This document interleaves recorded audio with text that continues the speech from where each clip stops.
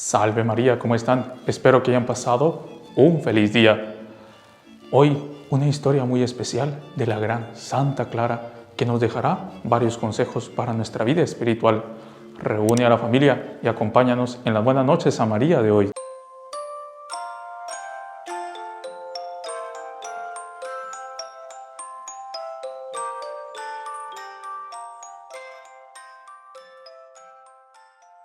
Dios en su infinita sabiduría, a través de los siglos en los cuales el barco de la Iglesia va navegando en esta historia, siempre va suscitando santos que luchen sobre todo contra el error de la época que lleva a las personas hacia el mal.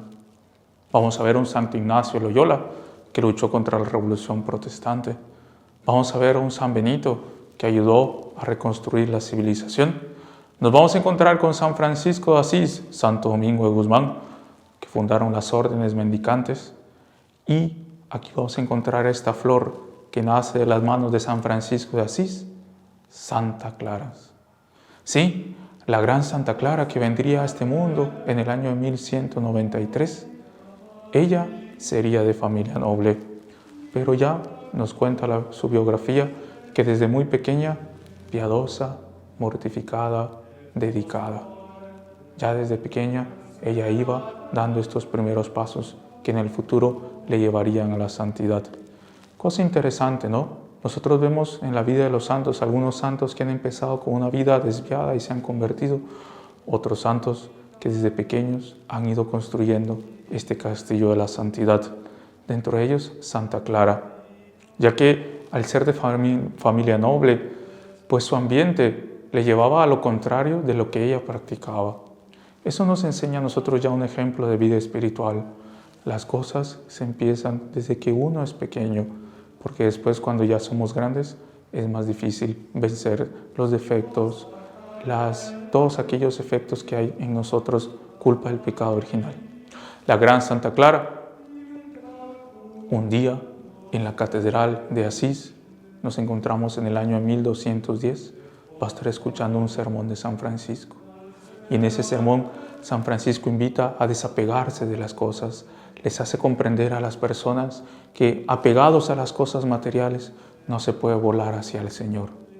Y Santa Clara iba cada vez más sintiendo en su interior que esas palabras iban ardiendo dentro de sí, iban inflamando su corazón y que todo aquello que ella venía pensando, estas palabras venían a confirmarlo. Es así que esa noche se queda pensando qué hacer, qué no hacer y decide entregarse en las manos de San Francisco, seguir la vida religiosa poniéndose en las manos de él.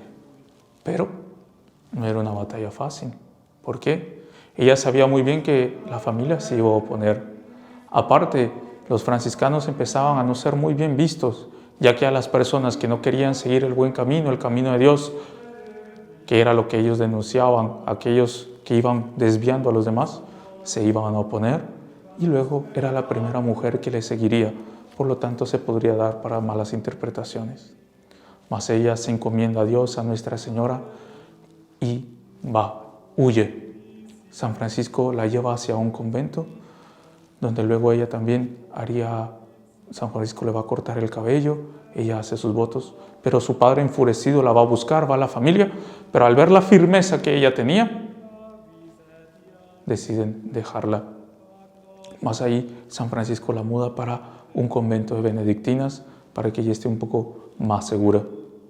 Así, Santa Clara va dando en medio de la lucha, en medio del enfrentamiento, aquellos pasos para la vida religiosa, siempre manteniéndose firme y piadosa. San Francisco de Asís va a reconstruir la capilla de San Damián para que ella pase para ahí. Esa capilla es muy importante porque es ahí donde San Francisco de Asís escuchó la voz de Dios que le decía a Francisco, reconstruye mi iglesia. Por lo tanto, extremadamente simbólica. Es así que una vez reconstruida, Santa Clara pasa para ahí y la va a seguir su hermana Inés, que también después le ayudará mucho en todo este apostolado, y también una prima. Y así, poco a poco, esta semilla empezaría a dar fruto.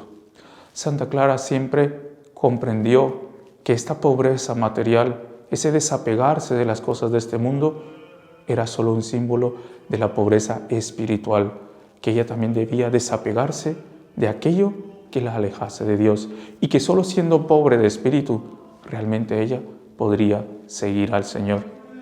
Es así que va dando pasos en esta vida de mortificación, de penitencia, de oración, de entrega. Todas aquellas que convivían con él van a decir que era un verdadero ejemplo de aquella vía que ella quería seguir. Y por eso San Francisco, cuando ya va constituyéndose la comunidad, la nombra como superiora, a pesar que ella se negase, pero comprendía que obedeciendo las palabras de aquel que era su padre espiritual, ella se hacía esclava del Señor, ella se hacía obediente. Ella veía que la pobreza verdaderamente espiritual inmediatamente se desdoblaba en una obediencia a la voz de Dios. Y así Santa Clara, en el momento que es constituida como superiora, como madre superiora, se va a dedicar a sus hijas espirituales con un celo, con un amor, con una caridad impresionante. Cuenta que en un hecho, ella después de lavar los pies a una de sus hijas espirituales, quiso besarlo. Y esta hija no quiso, ¿no? O sea, ver que ella iba a hacer eso, y sin querer le dio una patada en la cara. Ella, a pesar de la sangre que le salió, a pesar del moretón, a pesar del golpe, una vez más tomó el pie y lo osculó. Era un verdadero ejemplo de entrega a los demás. Era un verdadero ejemplo de obediencia a la voz del Señor. Era un verdadero ejemplo de oración y también de mortificación. Una palabra importante para nuestra vida de hoy en día, mortificar. Es decir, puede ser que yo tenga un deseo que sea lícito, no es ni siquiera pecaminoso, pero que yo lo ofrezco primero a Dios para que Él me santifique, pero también para controlarme y no dejar que el cuerpo me vaya dominando. Santa Clara va a ir creciendo en santidad, su obra va a ir creciendo en santidad, es tanto así que va a ser visitada por el propio Papa. Y en una ocasión, Santa Clara, el Papa las fue a visitar, imaginen ustedes, y la invita a almorzar. Y estando el Papa para almorzar, Santa Clara le pide que bendiga los alimentos. Y el Papa le pide a Santa Clara que sea ella quien los bendiga. Ella dice, no, delante del vicario de Cristo eso es imposible. Pero el Papa insiste bajo el voto de obediencia. Ahí ella, obediente, bendice los alimentos. ¿Y saben qué pasa? Sobre los panes aparece una cruz. Impresionante, ¿no? Ella siempre obediente, pobre de espíritu. También se va a dar en una ocasión en que solo había un pan para alimentar a todas las religiosas. Ella va a rezar junto con las hermanas del Padre Nuestro, va a bendecir a Dios, va a partir el pan a la mitad. La mitad se la va a mandar a los hermanos franciscanos y la otra mitad ella va a empezar a repartirlo entre las monjas. ¿Qué va a pasar? Alcanza para todas, hace esa multiplicación de los panes. Santa Clara va a luchar por la institución de su orden, de las clarisas, ¿no? Va con ello ir a visitar al Papa, a pedir que les ayude, va a ser visitada por cardenales, por santos, y va a también llevar con mucha paciencia y tranquilidad durante 27 años su enfermedad, que los últimos años le hizo sufrir mucho. Más, había unos franciscanos, porque ya acercándose a su muerte, ya San Francisco había fallecido 3 años antes, y en su agonía, estos franciscanos iban y le leían cartas de San Francisco o la pasión de nuestro Señor Jesucristo. Y ahí ella decía, al meditar la pasión de nuestro Señor, todo dolor me es poco. Es así que después de llevar una vida santa, Santa Clara, en el año de 1253, va a exhalar el espíritu y entregar su alma en las manos de Dios. Una historia muy resumida, pero que nos enseña lo que es la pobreza de espíritu. ¿Por qué? Porque ella, a través de la pobreza material, el desapegarse de todas las cosas materiales, ella con eso encontraba un símbolo de desapegarse de las cosas espirituales, es decir, de los egoísmos, de las vanidades, de los caprichos, del querer hacer las propias cosas. Eso nos aparta de Dios y hace que nuestra alma no pueda volar. Cuando nosotros somos verdaderamente pobres de espíritu, inmediatamente somos obedientes a la voz de Dios. Y eso se va a expresar en nuestras acciones, pero eso también va a hacer que nuestra alma tenga una libertad para las cosas espirituales, que son las que nos van a llenar de paz. Vamos a pedirle a Santa Clara en el día de hoy que nos ayude a ser pobres como ella la fue, pobres de espíritu, y que si es necesario desapegarnos de cosas materiales para que eso sea el símbolo de las cosas espirituales que tengamos que abandonar, ella nos ayude a poder hacerlo. Cantemos juntos las buenas noches a María de hoy. Buenas noches María, buenas noches Madre mía, buenas noches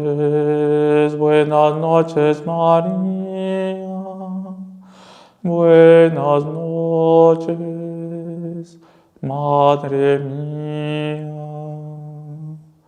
Fue un día de gracia para mí, de alegría para ti, qué maravilla. Vivimos el gozo y el dolor, unidos a Jesús, oh María. Buenas noches María, buenas noches Madre mía, buenas noches María, buenas noches Madre mía. Nuestra Señora alcance un buen descanso para cada uno de ustedes.